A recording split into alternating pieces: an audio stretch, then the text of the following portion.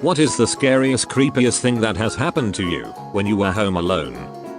It was raining pretty hard one night, and I was about to go to bed. Our dog decided to start going nuts, barking at the corner of the family room. We had just moved in, so there wasn't anything in there, but she just kept constantly barking at nothing. I tried to pull her away, but she wasn't having any of it. She started showing her teeth and snarling, which she never does. I figured there must be an animal outside, so I turned on the deck lights, deck is off the family room, and peer outside. Nope, nothing. I wasn't about to go outside because of the rain and I didn't see anything anyway. So I dragged the dog to the bedroom, but she just won't shut up. Finally decide to get my shoes and umbrella on and walk around the house. Found one of my neighbors curled up along the side of the deck, trying to protect himself from the rain. He's disabled and a little slow. He usually goes out for walks in the neighborhood. He got caught in the rain and couldn't find his house.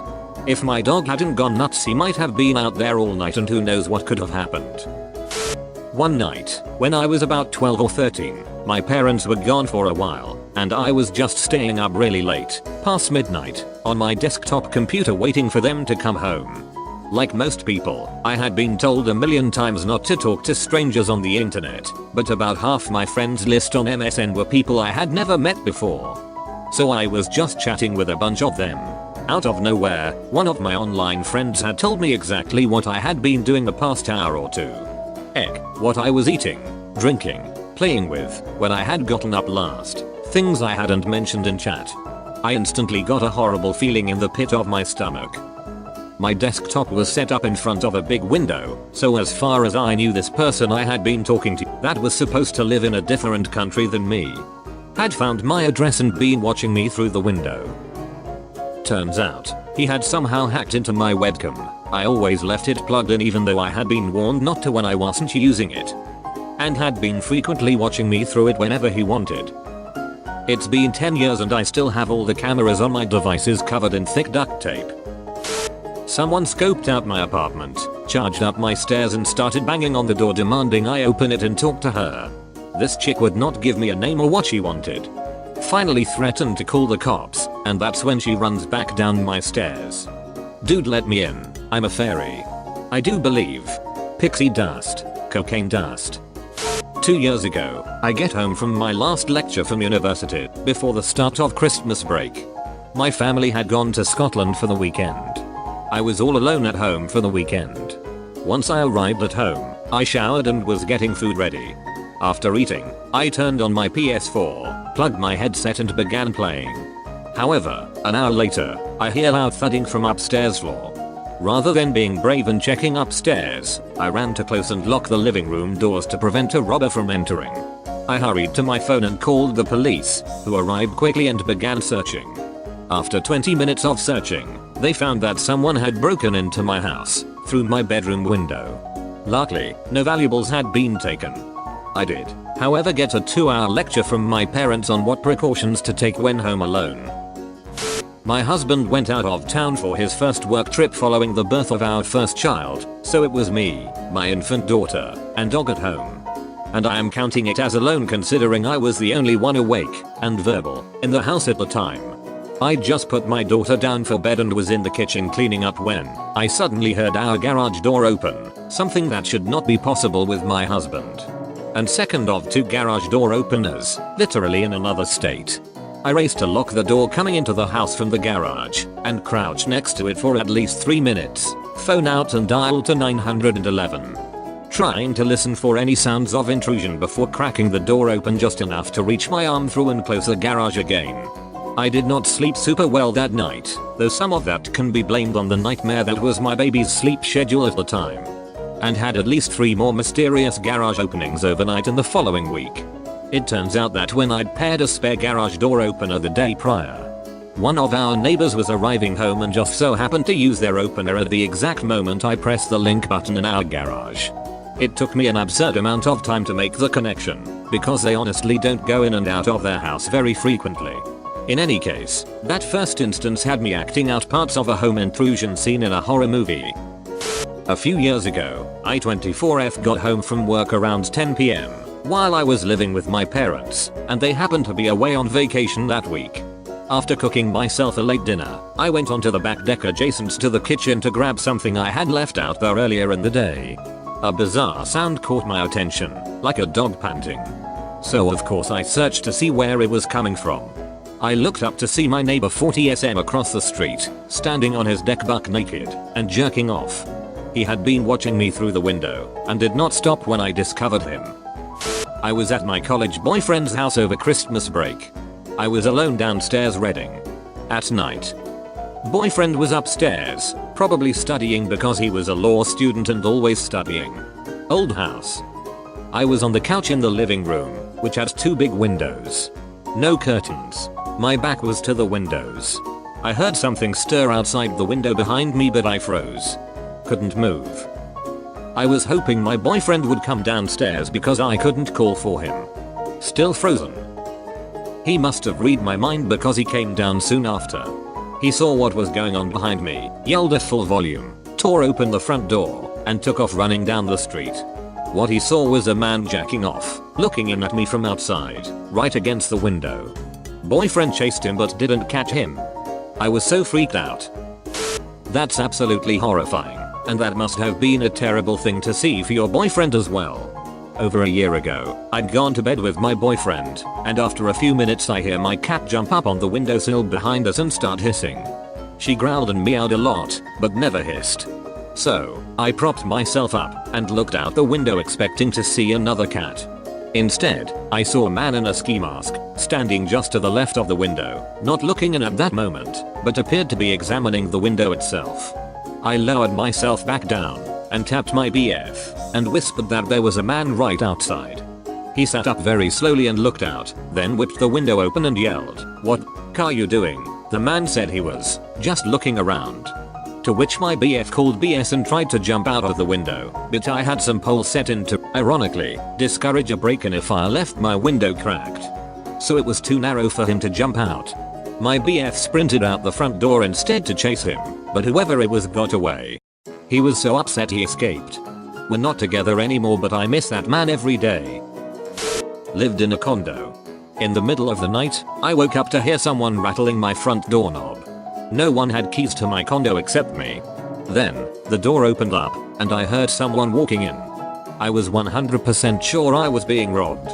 Fight or flight kicked in, and I flew out of bed and ran toward the front door screaming, "Get out of here," which came out as complete gibberish, as I had been sound asleep about 30 seconds prior.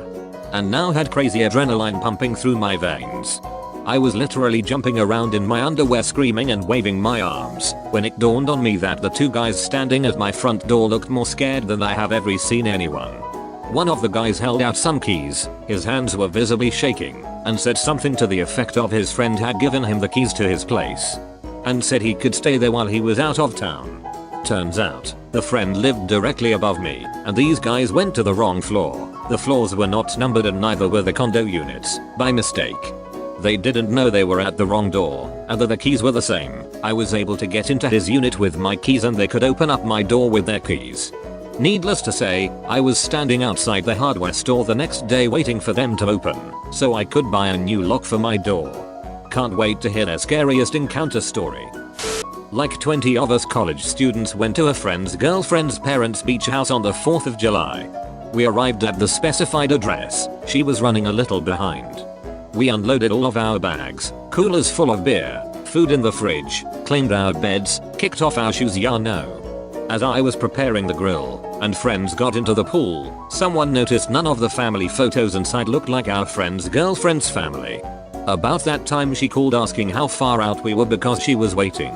We got the address wrong and set up in someone else's house. The neighbors looked at us like we were crazy packing all of our it up so quickly. Looked like we were mob robbing the place. I was home alone after a dinner with my girlfriend. Around 3 AM I hear a very loud bang. My dog and I get out of bed to scope it out, hoping to find the reason for the noise. We searched for 15-20 minutes and could not find anything. We go back to bed, and not 10 minutes later, bang. This time I am shaking. It sounded like it was coming from the same spot. I spent the rest of night awake, not wanting to move. Found out the next day, girlfriend put 2 sparkling waters in the freezer to cool them down. just forgot about them, left the house and never told me about them. They exploded. That kept me up all night. That's terrifying and hilarious. Lived in a second floor apartment my junior year of college, and to save money, I opened my balcony doors and windows and kept my AC off. This particular week my 75-pound dog W, a terrifying Bart, was staying with my boyfriend, and I forgot to lock my door. Terrible coincidence. Anyways, I woke up in the middle of the night naked in my bed, to a man standing in my bedroom. Had no clue what to do.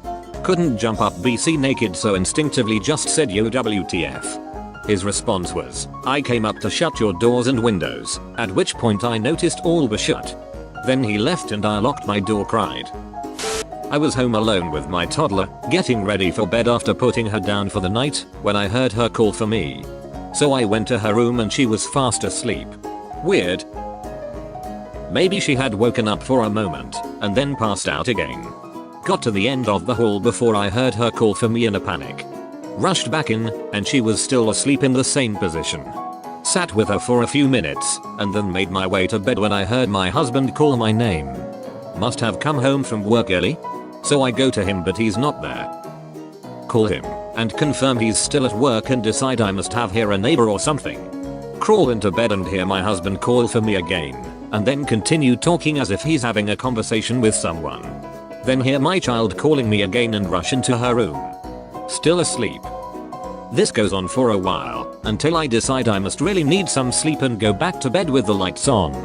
Too freaked out to sleep, I was staring at a picture hanging on the wall when it disappeared. Like the wall just ate it? Look at another wall hanging and the same thing happens. They would reappear when I looked away and then be eaten by the wall again when I looked directly at them.